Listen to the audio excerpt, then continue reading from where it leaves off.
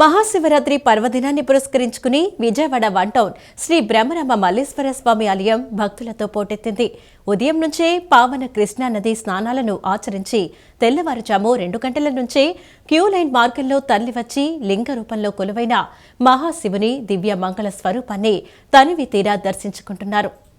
మహాశివరాత్రిని పురస్కరించుకొని one town Shri బ్రహ్మరామ Malleswara స్వామివారి ఆలయం భక్తులతో కిటకిటలాడుతోంది. తెల్లవారుజాము నుంచే 2 గంటలకే భక్తులు ఆలయాలకు తరలివచ్చి శివుడిని దర్శించుకుంటున్నారు. ఓం నమ శివాయ అంటూ శివనామ స్మరణలతో పాత శివాలయం పరిసర ప్రాంతమంతా మారుమోగుతోంది. రాత్రి నుంచే స్వామివారికి వేదఘోష నడుమ విశేషమైన పంచామృతాలతో అభిషేకం, మహాన్యాసపూర్వక రుద్రాభిషేకం, పలు విశేష అభిషేకాలు నిర్విరామంగా కొనసాగుతున్నాయి. మహాశివరాత్రిని పురస్కరించుకొని ఈరోజు భక్తులు నిష్టగా ఉపవాసం ఉంటారు. ఉదయం నుంచి సాయంత్రం వరకు మహాశివుణ్ణి స్మరిస్తూ ఉపవాసం చేస్తారు. సాయంత్రం పలు రకాల పండ్లు సేవించి ఉపవాసాన్ని విడవనున్నారు. రాత్రంతా జాగారం చేస్తూ శివుడిని స్మరించుకోనున్నారు. హరహర మహాదేవ శంభో శంకర అంటూ ఆ దేవదేవుడిని మనసులో నింపుకుంటున్నారు. అనంతరం ఈవో నటరాజు షణ్ముగం ఆలయ అర్చకులు మాట్లాడుతూ స్వామివారి దర్శనం కోసం వేకువజామున పెద్ద ఎత్తున శివయ్య దర్శనం కోసం భక్తులు బారులు తీరారని చెప్పారు. స్వామివారికి ప్రత్యేకమైనటువంటి మహాన్యాసపూర్వక రుద్రాభిషేకం, విశేష అభిషేకాలతో పాటు లింగోద్భవ కాల సమయంలో వేద పారాయణం, 108 లీటర్ల క్షీరాభిషేకం, 1116 లీటర్ల చెరుకు రసంతో బిల్వార్చనలు, 1,00,000 బిల్వార్చనలు, రుద్రాభిషేకాలు, మహారుద్రాభిషేకాలు, పంచామృతాలతో స్వామివారికి అభిషేకాలు నిర్వహించనున్నట్లు తెలిపారు. రాత్రి 12:30 స్వామి కళ్యాణాన్ని నిర్వహిస్తున్నామని భక్తులు పెద్ద సంఖ్యలో తరలివచ్చి శివపార్వతులను దర్శించుకొని తరించాలని పిలుపునిచ్చారు. మహాశివరాత్రి పర్వదినం పురస్కరించుకుని తెల్లవారుజామున 2:30 స్వామివారికి తొలి పంచామృత అభిషేకంతో ప్రారంభమై భక్తులు తీసుకొస్తున్నటువంటి వివిధ రకాల పంచామృతాలతో అభిషేక కార్యక్రమాలు ఏర్పాటు చేయడం జరిగింది. ఈ యొక్క 11 మాస శివరాత్రులు కలిపితే ఒక మహాశివరాత్రి. ఈ యొక్క మహాశివరాత్రి ఆదివారం రావడం ఎంతో విశేషం. అలాగే ఈరోజు సాయంత్రం స్వామివారికి అత్యంత వైభవంగా శ్రీ బ్రహ్మరాంబ మల్లేశ్వర స్వామి సమేత భద్రకాళి వీరభద్రేశ్వర స్వామివారికి అర్ధరాత్రి 12 గంటలకు ఎంతో అంగరంగ వైభవంగా కళ్యాణం కూడా జరుగుతుంది. స్వామివారికి ఉద్భవించినటువంటి లింగోద్భవ కాల సమయంలో స్వామివారికి 108 లీటర్లతో ఆవు పాల అభిషేకము, మరియు 1008 లీటర్లు చెరుకు రసంతో అభిషేకము, 250 లీటర్లతో ద్రాక్ష అభిషేకం కార్యక్రమం కూడా జరుగుతుంటుంది. అలాగే భక్తులందరూ కూడా వారి వారి కోరికలు నెరవేర్చుకోవడానికి తెల్లవారుజాము నుంచే పవిత్ర కృష్ణానదిలో స్నానం చేసి స్వామివారిని దర్శించుకుని స్వామివారి సేవలో పాల్గొంటున్నారు. భక్తులు ఎక్కడా కూడా అసౌకర్యం కలగకుండా ఉండేందుకు మా దేవస్థానం కార్యనిర్వహణాధికారి గారు ప్రత్యేక ఏర్పాట్లు చేయడం జరిగింది. ప్రత్యేక క్యూ లైన్లు కానీ, అలాగే చంటి పిల్లలు ఇబ్బంది పడకుండా ఉండడానికి వాళ్ళకి పాలు, బిస్కెట్లు అట్లాంటివి ఏర్పాటు చేయడం జరిగింది. ఉచిత అన్నప్రసాద వితరణ కార్యక్రమం కూడా జరుగుతోంది. శానిటేషన్ కానివ్వండి, పోలీస్ డిపార్ట్మెంట్ వారు కానివ్వండి, రెవెన్యూ వాళ్ళు కానివ్వండి, ప్రతి ఒక్కళ్ళు కూడా ఎవ్వరికీ భక్తులకు ఆటంకం కలిగించకుండా ఉండేందుకు ఎక్కడికక్కడ తగు చర్యలు తీసుకుంటున్నారు. శివనామ స్మరణతో విజయవాడ కృష్ణా తీరం మారుమ్రోగింది. మహాశివరాత్రి పర్వదినాన్ని పురస్కరించుకుని పుణ్య స్నానం ఆచరించేందుకు భక్తులు పెద్ద ఎత్తున కృష్ణా నదీ తీరానికి తరలివచ్చారు. తెల్లవారుజాము నుంచే భక్తులతో స్నానఘాట్లు కిక్కిరిశాయి. నదీ స్నానం, జల్లు స్నానాలు ఆచరించిన భక్తులు అనంతరం సమీపంలోని శివాలయాలను సందర్శించి స్వామివారిని దర్శించుకున్నారు. అభిషేక ప్రియుడైన శివయ్యకు ప్రత్యేక పూజలు నిర్వహించారు. భక్తుల రద్దీని దృష్టిలో ఉంచుకున్న అధికారులు ప్రత్యేక ఏర్పాట్లు చేశారు. మహాశివరాత్రి పర్వదినాన్ని విజయవాడలో భక్తి శ్రద్ధలతో నిర్వహిస్తున్నారు. శివరాత్రి పండుగ సందర్భంగా విజయవాడ కృష్ణా తీరంలో సందడి నెలకొంది. శివదర్శనానికి వచ్చిన భక్తులు ముందుగా కృష్ణానదిలో పుణ్యస్నానాలు ఆచరించారు. భక్తుల రద్దీని దృష్టిలో ఉంచుకున్న అధికారులు ప్రత్యేక జల్లు స్నానాలకు ఏర్పాట్లు చేశారు. వేకువజాము నుంచే భక్తులు పుణ్యస్నానం ఆచరించేందుకు కుటుంబ సభ్యులతో కలిసి పెద్ద ఎత్తున తరలివచ్చారు. నగరవాసులే కాకుండా సుదూర ప్రాంతాల నుండి భక్తులు భారీ సంఖ్యలో ఘాట్లకు వచ్చారు. దీంతో దుర్గాఘాటు, భవానీ, పున్నమి ఘాట్లు భక్తుల రద్దీతో కిటకిటలాడాయి. కుటుంబ సమేతంగా తరలివచ్చిన భక్తులు నదీ తీరాన కృష్ణమ్మకు పూజలు చేసి దీపారాధనలు చేశారు. పర్వదినాన్ని పురస్కరించుకొని భక్తులు తమ పితృదేవతలకు పిండ ప్రదానాలు సమర్పించారు. జంగమయ్యల శంఖారావాలు, డమరుక నాదాలతో స్నానఘాట్లు మారుమోగాయి. శివరాత్రి నాడు పుణ్యస్నానం ఆచరించి ఉపవాసం ఉండి పరమేశ్వరుని దర్శించుకుంటే మోక్షం లభిస్తుందని భక్తులు అభిప్రాయాన్ని వ్యక్తం చేస్తున్నారు. శివరాత్రి సందర్భంగా మార్నింగ్ ఈరోజు తెల్లవారుజామున 2:30 గంటల నుంచి భక్తులు దుర్గాఘాట్లో స్నానాలు ఆచరించడానికి వస్తున్నారు. సిపి గారు ఉత్తర్వుల ప్రకారం ఇక్కడ 190 మందితో బందోబస్తు ఏర్పాటు జరిగింది. ఎటువంటి అసౌకర్యం జరగకుండా ఏర్పాట్లు చేయడం జరిగింది. అలాగే స్విమ్మర్స్ను కూడా పెట్టడం జరిగింది. భక్తులందరూ ప్రశాంతంగా స్నానం ఆచరించి దర్శనం చేసిన పాత శివాలయంలో కొంతమంది దర్శనానికి కూడా వెళ్తున్నారు. వాళ్ళందరూ దర్శనం చేసి ప్రశాంతంగా వెళ్ళాలని కోరుతున్నాం. రాష్ట్రంలో ప్రస్తుతం ఉన్న పరిస్థితుల్లో మెరుగైన బడ్జెట్ను ప్రవేశపెట్టామని ముఖ్యమంత్రి చంద్రబాబు తెలిపారు. వచ్చే 2-3 ఏళ్లలో మరింత మెరుగైన బడ్జెట్ ప్రవేశపెడతామన్నారు. వైఎస్ఆర్సీపీ విధ్వంసం నుంచి కోలుకోవాలంటే ఇంకా సమయం పడుతుందని చెప్పారు. ఆదాయం తక్కువ, ఖర్చులు ఎక్కువ అనేది వారసత్వంగా వచ్చిందని చెప్పారు. కేంద్ర ప్రభుత్వ సహకారంతో మేనేజ్ చేసుకుంటూ వస్తున్నామన్నారు. అసెంబ్లీ లాబీలో మీడియాతో సీఎం చంద్రబాబు మాటామంతి నిర్వహించారు. ఇప్పుడిప్పుడే ట్రాక్ ఎక్కుతున్నామని, రాష్ట్రంలో సమస్యలు ఇంకా చాలా ఉన్నాయని తెలిపారు. ఆదాయం తక్కువ, ఖర్చులు ఎక్కువ అనేది వారసత్వంగా వచ్చిందని చెప్పారు. కేంద్ర ప్రభుత్వ సహకారంతో మేనేజ్ చేసుకుంటూ వస్తున్నామన్నారు. వ్యవసాయం నుంచి ఎక్కువ ఆదాయం రావాలని, సేవా రంగంలోనూ ఆదాయం పెరగాలని చెప్పారు. మన రాష్ట్రంలో ఒంగోలు పాలకు, అనంతపురం పండుకు ఎంతో డిమాండ్ ఉందని చంద్రబాబు అన్నారు. ఈ రెండింటి రుచి మరెక్కడా రాదని వెల్లడించారు. 2-3 ఏళ్లలో అమరావతికి ఒక రూపు వస్తుందని తెలిపారు. అమరావతి దారుల్ని జాతీయ రహదారికి అనుసంధానిస్తున్నామని, అమరావతికి రాకపోకలు పెరిగి ఆదాయము వస్తుందని వివరించారు. అమరావతికి పశ్చిమ బైపాస్ వల్ల యాక్సెస్ పెరిగిందన్న CM, inner ring, outer ring రోడ్డుతో మరింత పెరుగుతుందని అన్నారు. రాయలసీమ ముఖ చిత్రం మార్చింది తామేనని ముఖ్యమంత్రి చంద్రబాబు స్పష్టం చేశారు. రాయలసీమ హార్టికల్చర్ హబ్కు 30,000 కోట్లు కేటాయించడం పట్ల ఎమ్మెల్యేలంతా సంతోషంగా ఉన్నారన్నారు. ఒకప్పుడు పశువులకు నీరు కూడా రాయలసీమలో దొరికేది కాదని గుర్తు చేశారు. రాయలసీమకు రైలులో పశుగ్రాసం, నీళ్లు తరలించిన సందర్భాలు ఉన్నాయని చెప్పారు. 2014-19 మధ్య రైన్ గన్స్తో పంటలను కాపాడాల్సిన పరిస్థితి ఉందన్నారు. అప్పుడే హంద్రీ నివాను సీరియస్గా తీసుకున్నామన్న చంద్రబాబు ఆ ఫలితాలు ఇప్పుడు చూస్తున్నామని తెలిపారు. దేశంలోనే ఉత్తమమైన పండ్లు రాయలసీమ నుంచి వస్తున్నాయని, అక్కడ పండే దానిమ్మకు మంచి డిమాండ్ ఉందని వెల్లడించారు. ప్రజా ప్రతినిధులంతా సకుటుంబంగా తరలి రావడంతో ఉండవల్లి మంత్రి నారా లోకేష్ నివాసం పండుగ వాతావరణం నెలకొంది. రాష్ట్రంలో పార్లమెంట్ల నియోజకవర్గాలు ఎంపీలు, ఎమ్మెల్యేలు, వారి కుటుంబ సభ్యులు ఆత్మీయ కలయిక కార్యక్రమానికి మంత్రి నారా లోకేష్ స్వీకారం చుట్టారు. ఉండవల్లి ఏపీ ఐటీ విద్యాశాఖల మంత్రి, టీడీపీ జాతీయ ప్రధాన కార్యదర్శి నారా లోకేష్ నివాసంలో ఆత్మీయ కలయిక కన్నుల పండుగ జరిగింది. గుంటూరు, విజయవాడ పార్లమెంటు నియోజకవర్గాల పరిధి ఎంపీ, ఎమ్మెల్యే, ఎమ్మెల్సీలు, వారి కుటుంబ సభ్యులతో మంత్రి నారా లోకేష్ ఆత్మీయ సమావేశం నిర్వహించారు. తన నివాసానికి విచ్చేసిన ప్రజాప్రతినిధులు, కుటుంబ సభ్యులను లోకేష్ ఎదురెళ్లి మరీ సాదరంగా స్వాగతం పలికారు. అందరితో లోకేష్ ఆత్మీయంగా మాట్లాడుతూ యోగక్షేమాలను అడిగి తెలుసుకున్నారు. చిన్నపిల్లలతో కబుర్లు చెప్తూ సరదాగా గడిపారు. అసెంబ్లీ బడ్జెట్ సమావేశాలు రాజకీయాలకు దూరంగా కుటుంబ విషయాలు, బాగోగులు, విద్య, క్రీడల గురించిన అర్థవంతమైన చర్చలు సాగాయి.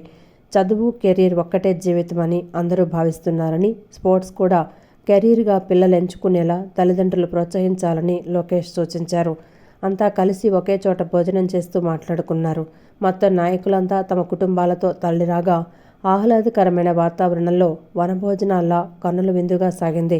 నేతలు తనకిచ్చిన వినతుల లేటెస్ట్ స్టేటస్ రిపోర్టులను లోకేష్ స్వయంగా వారికి అందజేశారు.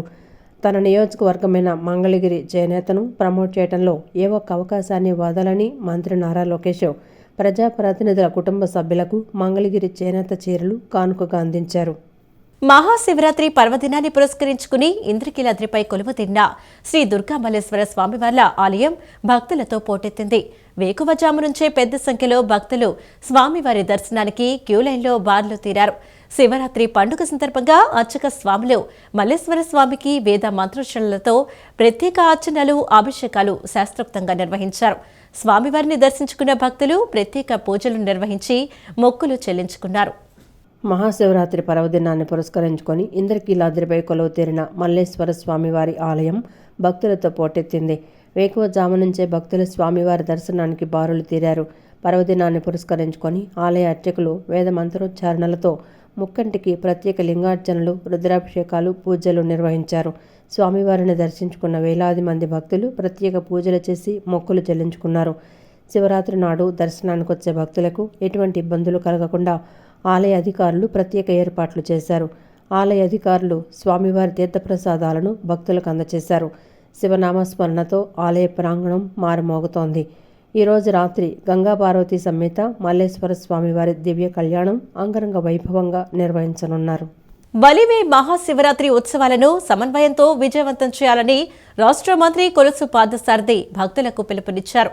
బలివే రామలింగేశ్వర స్వామిని సులువుగా దర్శించుకుని తిరిగి క్షేమంగా వెళ్లేలా అధికారులు సమన్వయంతో ఏర్పాట్లు చేయాలని రాష్ట్ర సమాచార గృహ నిర్మాణ శాఖ మంత్రి కొలుసు పార్థసారథి జిల్లా కలెక్టర్ వెట్రిసెల్వి అధికారులను ఆదేశించారు.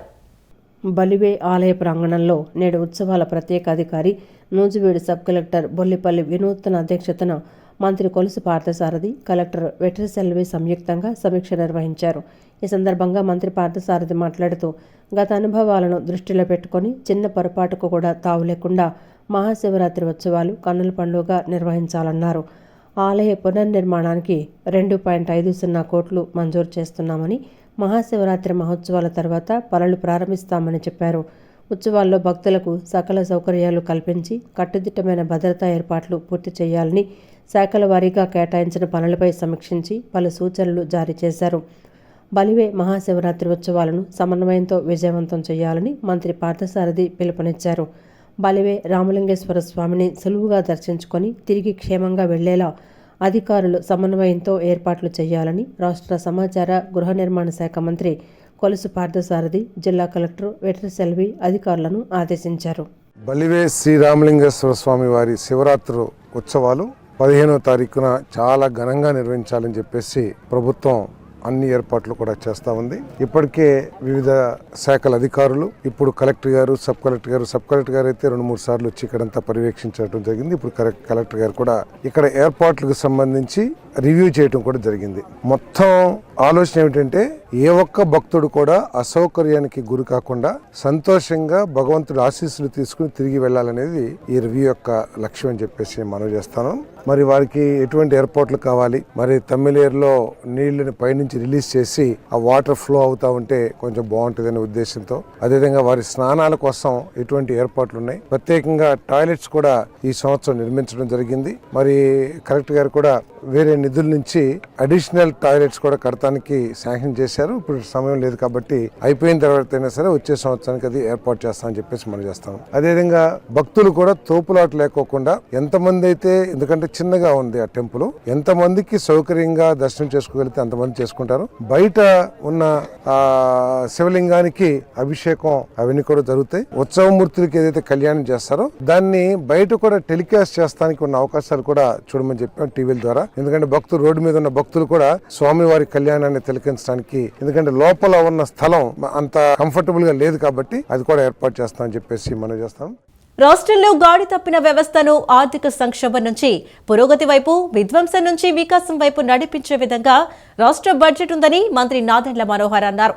మూలధన వ్యయం విషయంలో గత సంవత్సరం 39,498 కోట్ల నుండి 16% పెంచి 53,917 కోట్లకు చేర్చడం ప్రభుత్వం అభివృద్ధి పట్ల చూపుతున్న నిబద్ధతకు నిదర్శనమని తెలిపారు. రాష్ట్ర బడ్జెట్ను స్వాగతిస్తూ అసెంబ్లీ మీడియా పాయింట్ వద్ద మంత్రి నాదెండ్ల మనోహర్ మాట్లాడారు.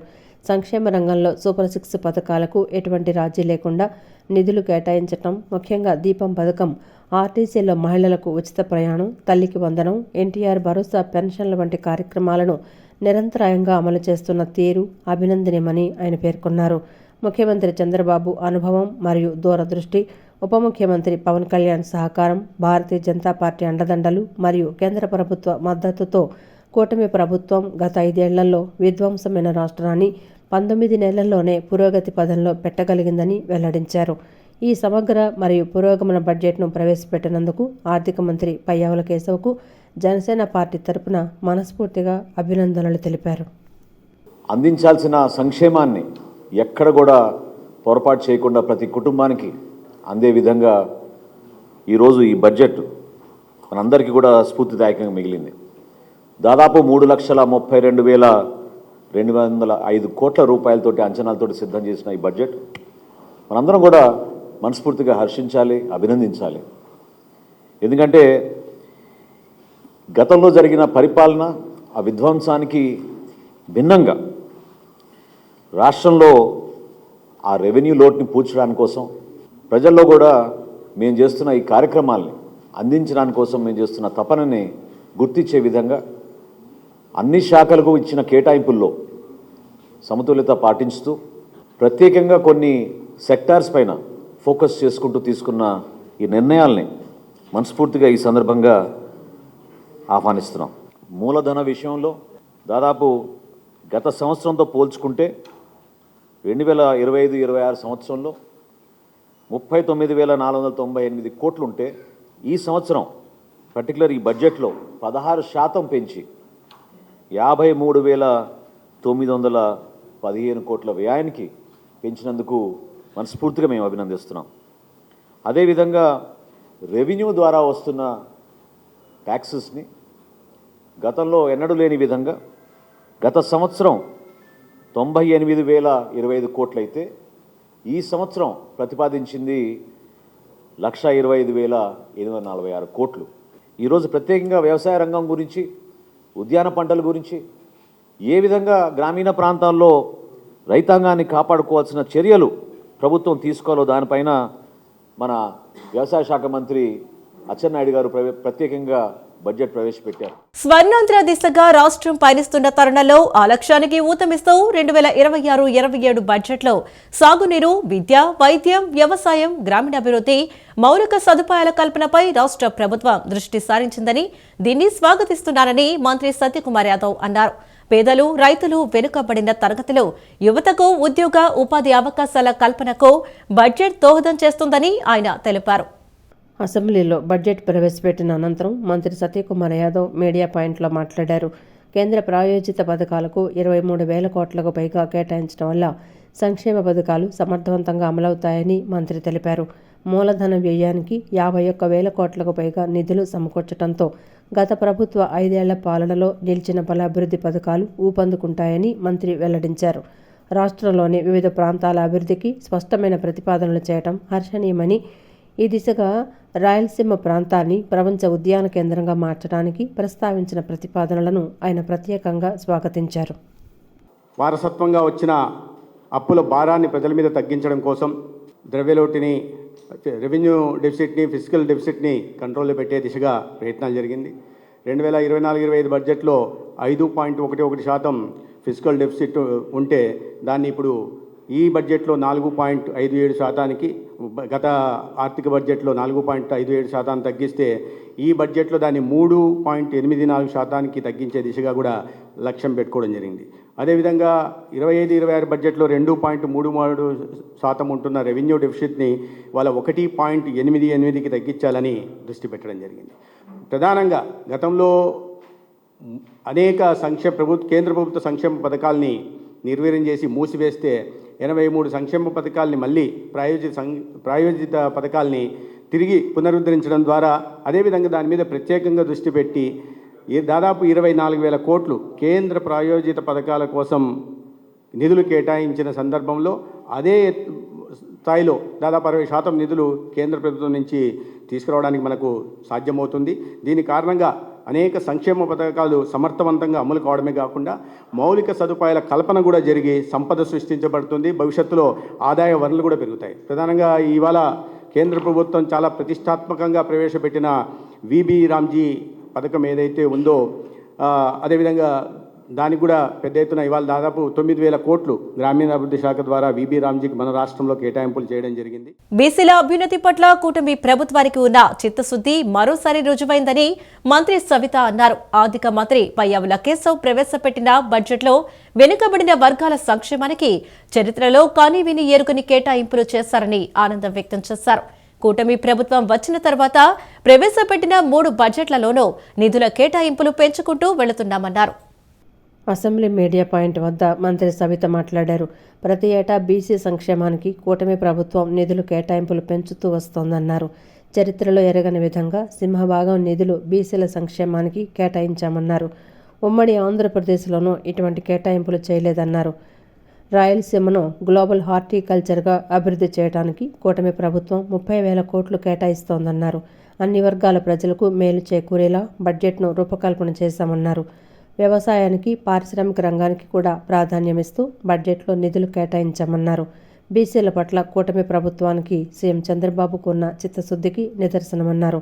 సీఎం చంద్రబాబుకు, ఆర్థిక మంత్రి పయ్యావులకు, మంత్రి సవితకు ఆ ప్రకటనలో ధన్యవాదాలు తెలియజేశారు. బీసీల అభివృద్ధి ధ్యేయంగా పనిచేస్తూ మరి ఈరోజు ఈ బడ్జెట్ ప్రతిపాదించడం నిజంగా చాలా గర్వంగా ఉంది. మరి ఎప్పుడే కానీ గత 10 సంవత్సరాలుగా బీసీలకు ప్రథమ భాగం మరి గతంలో కూడా మరి 25-26లో కూడా 47,000 కోట్లు ప్రకటించడం, అంతేకాకుండా ఇప్పుడు 51,000 కోట్లు ఈరోజు బడ్జెట్ కేటాయించడం నిజంగా బీసీలు అందరిలోనూ నూతన ఉత్సాహం వచ్చిందనే విషయం తెలియజేస్తూ మరి అంతేకాకుండా ముఖ్యంగా బీసీ గురుకుల పాఠశాలలకు, బీసీ హాస్టల్స్కు మరి పెద్దపీట వేశారన్న విషయం మరొక్కసారి మీకు అందరికీ తెలియజేస్తూ మరి ఈ బడ్జెట్ నిజంగా స్వర్ణాంధ్రప్రదేశ్కి పునాదులన్న విషయం కూడా తెలియజేస్తూ మరి అంతేకాకుండా మరి విద్య, వైద్య, ఉపాధి మహిళలకు, యువతకు మరి చాలా ఉపాధిగా ఉంది. ఎందుకంటే ఈరోజు మనం చూసాం గత 20 నెలల్లోనే ఈ రాష్ట్రాన్ని అన్ని రంగాల్లోనూ ముందుకు తీసుకెళ్ళాలి. స్వర్ణాంధ్రప్రదేశ్ 2047 విజన్లోనే ఈ బడ్జెట్ నిర్మాణం అయిందన్న విషయం కూడా తెలియజేస్తూ అంతేకాకుండా మరి ఒక పక్క agriculture hub, sericulture hub, industrial hub, tourism hub, నదులు అనుసంధానం చేసి అన్ని ప్రాంతాలకు మరి నీళ్లు అందజేయాలి, ప్రతి ఎకరానికి నీళ్లు అందజేయాలన్నదే ముఖ్యమంత్రి గారి లక్ష్యంతో ఈరోజు ముందుకెళ్తున్నాం. ఏదైతే ఎన్నికల సమయంలో మాట చెప్పామో సూపర్ 6 పథకాలన్నీ అమలు పరుస్తూ ఒక పక్క మరి పరిశ్రమల సృష్టికర్త మాన్యశ్రీ ముఖ్యమంత్రి చంద్రబాబు నాయుడు గారు అని తెలియజేస్తూ మరి ఏదైతే ఎన్నికల సమయంలో మేము మాట చెప్పామో మరి సూపర్ 6 పథకాలతో పాటు మరి ఒక పక్క ఆర్ఎంబి పార్ట్ హోల్స్, ఒక పక్క ఎన్ఆర్జీఎస్ రోడ్స్, ఒక పక్క ఇండస్ట్రీస్ పెట్టుబడులు తీసుకురావడం, ఈ విధంగా అనేక విధాలుగా అభివృద్ధి ధ్యేయంగా పనిచేస్తున్నామనే విషయం కూడా తెలియజేస్తూ విద్యార్థుల విద్య, ఆరోగ్యం, సంక్షేమానికి ప్రభుత్వం ప్రత్యేక చర్యలు తీసుకుంటున్నప్పటికీ కొందరి అధికారుల అలసత్వం, నిర్వహణ లోపం కారణంగా దురదృష్టకర సంఘటనలు ఎదురవుతున్నాయని ఎన్టీఆర్ జిల్లా కలెక్టర్ డాక్టర్ జి లక్ష్మీసా తెలిపారు. ఏకొండూరు కేజీవీబీ పాఠశాల డార్మిటరీలో ఎలుకల దాడి సంఘటనపై పూర్తి విచారణ జరిపి సంబంధిత అధికారిపై చర్యలు తీసుకుంటున్నామని, భవిష్యత్తులో ఇటువంటి సమస్యలు పునరావృతం కాకుండా పటిష్టమైన ఏర్పాట్లు చేస్తున్నట్లు వెల్లడించారు. మహాశివరాత్రి కళ్యాణ మహోత్సవాన్ని పురస్కరించుకుని విజయవాడ ఇంద్రకీలాద్రిపై కొలువైన శ్రీ దుర్గా మల్లేశ్వర స్వామి వార్లకు పద్మశాలి ప్రతినిధులు అత్యంత భక్తి శ్రద్ధలతో పట్టు వస్త్రాలను సమర్పించారు. స్వామివార్ల కళ్యాణం కొరకు చేనేత కళాకారులు నైపుణ్యంతో తమ స్వహస్తాలతో రూపొందించిన మంగళగిరి పట్టు వస్త్రాలను మంగళ వాయిద్యాల నడుమ ఊరేగింపుగా తీసుకువచ్చి ఆలయాధికారులకు అందజేశారు.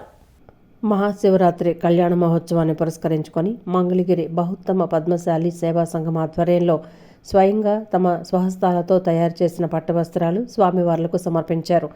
అంతకుముందు ఆలయానికి చేరుకున్న సంఘ సభ్యులు, ఆలయ అధికారులు ఘనస్వాగతం పలికారు. శివపార్వతీలు కళ్యాణం కోసం చేనేత కళాకారులు నైపుణ్యంతో తమ స్వహస్తాలతో రూపొందించిన మంగళగిరి పట్టు వస్త్రాలను మంగళ వాయిద్యాల నడుమ ఊరేగింపుగా తీసుకొచ్చి ఆలయ అధికారులకు అందజేశారు. ఈ కార్యక్రమంలో మంగళగిరి పద్మశాలి సేవా సంఘం ప్రతినిధులు పాల్గొన్నారు.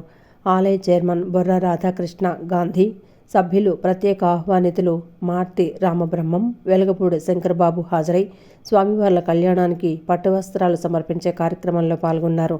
ఈ కార్యక్రమంలో పాల్గొనే భాగ్యం కలగటం పట్ల తమ సంతోషాన్ని వ్యక్తం చేశారు.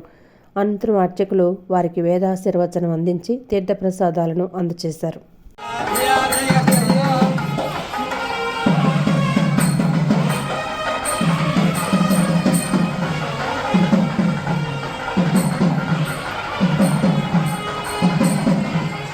కృష్ణా జిల్లా బాపలపాడు మండలం సింగనగూడెం గ్రామంలో వేంచేసి ఉన్న గంగా పార్వతీ సమేత సోమేశ్వర స్వామివారి దేవస్థానం పునర్నిర్మాణానికి దాతలు సాయం చేసేందుకు ముందుకు వస్తున్నారు.